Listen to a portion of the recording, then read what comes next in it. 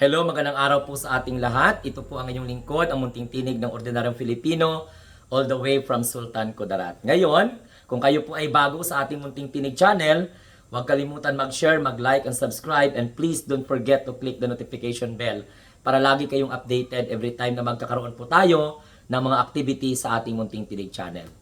Ang pag-usapan po natin mga kamunting tinig sa punto na ito ay yung commotions o yung tension na nangyari last session ng Senado.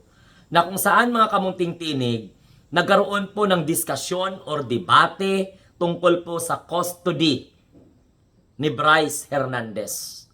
Na kung saan siya po ay talagang matapang at walang kagatol-gatol na idinawit ang pangalan ni Joel Villanueva at Jinggoy Estrada, kapwa senador ng Republika ng Pilipinas. Kaya yung kanyang expose sa House of Representatives umani ng samot-saring reaksyon. At lalong-lalo na po sa miyembro ng Senado at miyembro po ng Kongreso at taong bayan na nagmamanman sa progress ng hearing. Hindi matanggap ni Senator Jinggoy Estrada ang paratang sa kanya ni Bryce Hernandez. At hindi rin po matanggap ni Joel Villanueva again ang paratang sa kanya ni Bryce Hernandez. So meaning, pinabulaanan at pinamukha nila sinungaling ang tao. So tayo na mga nanonood, hindi natin alam kung sino po sa kanila ang nagsasabi ng totoo. Dahil bawat isa sa kanila may mga rason kung ano po ang nangyayari. Pero mga kamunting tinig, pag-usapan natin ang custody. Maliwanag po na unang-una na contempt si Bryce Hernandez ng Senado at ikinulong. Kasi yun naman talaga ang parusa. Ngayon, mga kamunting tinig, nag-testify itong si Bryce Hernandez sa House of Representatives. Kaya po yun ang naging dahilan kung bakit binulgar sa House of Representatives sa Infra Committee itong pangalan ni Jinggoy Estrada at ni Joel Villanueva na kung saan ay tumanggap ng ganon kalaking halaga. Na kung saan, sabi nga po ng bagong Blue Ribbon Chairman na si Senator Ping Lacson, na-verify talaga nila na mayroon po talagang napasok doon po sa na-insert sa budget. Now, 300 something million yon. So mga kamunting tinig kay Joel Villanueva, 600 million yon. Okay, and that's subject to be proven. So mga kamunting tinig, na-contempt din itong si Bryce Hernandez. So ngayon, dahil na-contempt, pinalagay po siya sa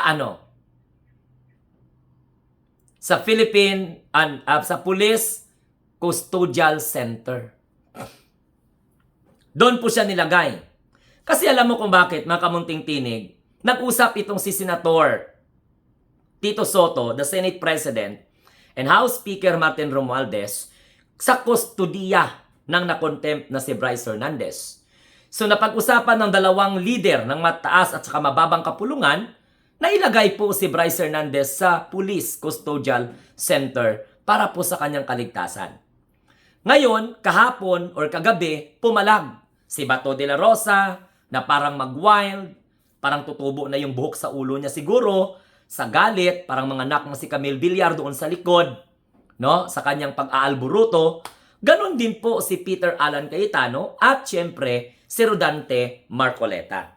They are trying to question the decision of the Senate, President, and House Speaker Martin Romualdez na ilipat sa Police Custodial Center.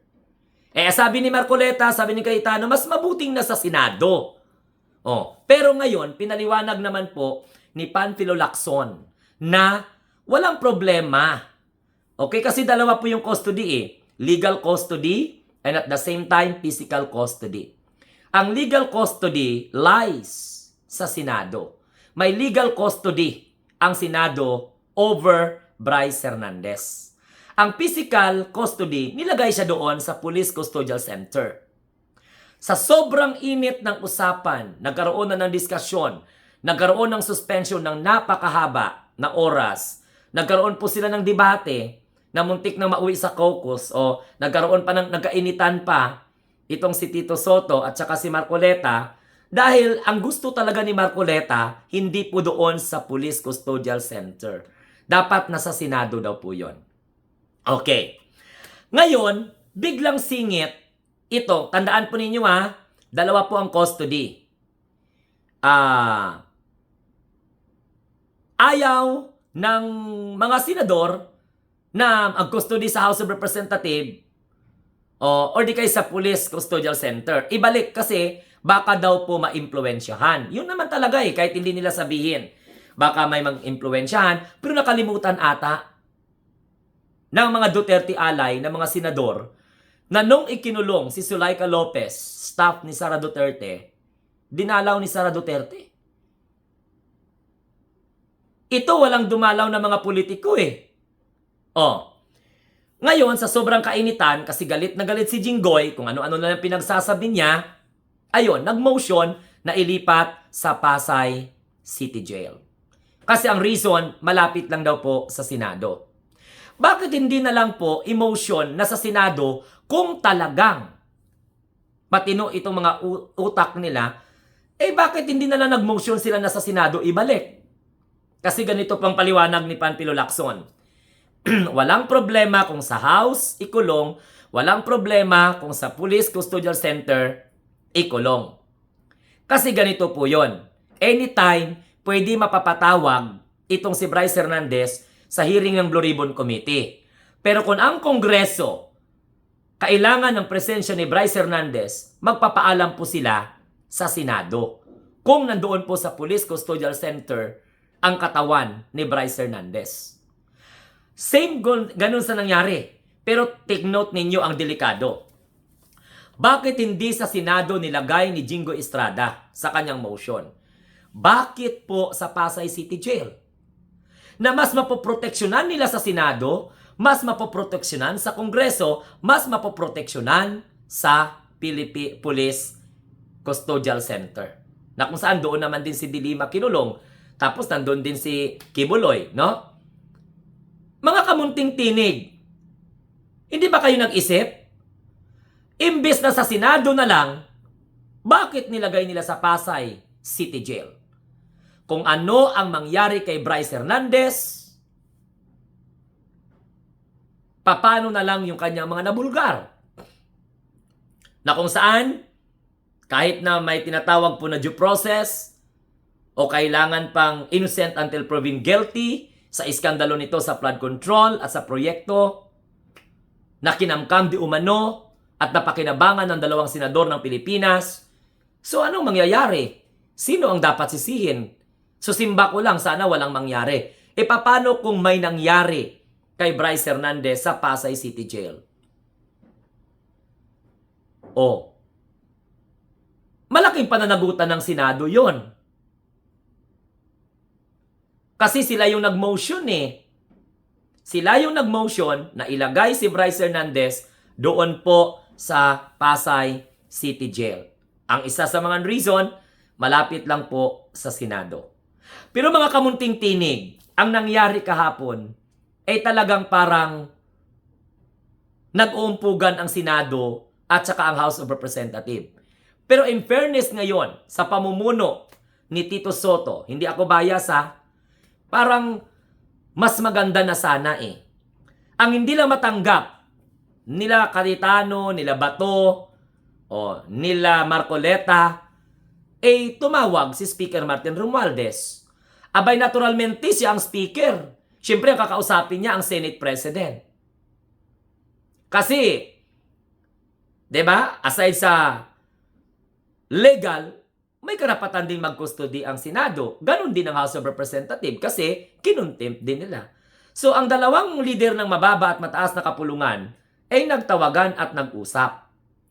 Para sa akin, walang problema yon. Kaya lang binibigdi lang nila Marcoleta kasi ang iniisip ay baka na-impluensyahan ng House of Representatives sa Infracom o ng Speaker ang statement ni Bryce Hernandez para idiin ang kapwa nila senador na si Jingo Estrada at saka si Joel Villanueva.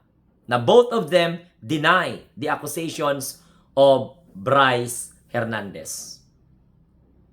But in the part of the Senate at part of the House of Representatives, mas maigi po according to Chairman Terry Ridon ng Infracom na dapat instead of Pasay, dapat nandoon po sa Senado, kinulong na lang. Ibinalik na lang dapat sa Senado. Kasi delikado to. Pag namatay to si Bryce Hernandez sa Pasay City Jail, wala. Pero magdulot ng sangkatutak na debate kung sino po ang may kagagawan kung sakasakali. So mga kamunting tinig, yan po ang mainit na talakayan. Muntik na naman silang sa Senado tungkol po sa custody, kung saan po dadalhin. Pero for me, tama po yung secretary, yung chairman ng Enfracom sa House of Representatives. Instead sa Pasay, dapat po dito sa Senado. Sa Congress, wala namang influensya din. Bantay sarado na naman yan. May CCTV naman yan. Kaya lang, pinilit nila na hindi po ilagay doon si Bryce Hernandez sa House of Representatives doon sa Police Custodial Center. At ang motion po ngayon ni Jingo Estrada, pili po yung magdalaw sa kanya doon sa may Pasay City Jail. Kasi sa sobrang galit ni Jinggoy, hindi niya naisipan na sana sa Senate na lang nilagay. Sa sobrang emotion niya, Pasay City Jail para siguro makaganti sa pagdawit ng kanyang pangalan. So, that's all for today. Maraming salamat po sa inyong lahat. Kung ano ang mangyari kay Bryce Hernandez sa Pasay City Jail, sa tingin po ninyo, may kinalaman kaya ang Senado? Comment down below. At bakit? At ano ang dahilan kung bakit doon nilagay sa Pasay City Jail instead na sana dinala na lang po sa Senado? Kay marami namang mga kwarto dyan. No? Kasi gusto nila talaga na pahirapan kasi ang tingin nila kay Bryce Hernandez sinungaling. So ito po ang inyong lingkod. Maraming salamat. Have a nice day and God bless everyone. But before I leave this videos or finish this video, please don't forget to click the notification bell. And of course, huwag kalimutan mag-share, mag-like, and mag-subscribe. Hanggang sa muli, ito ang inyong lingkod, ang munting tinig ng ordinaryong Pilipino na nagsasabi, tayo po ay mga bagong Pilipino sa bagong Pilipinas.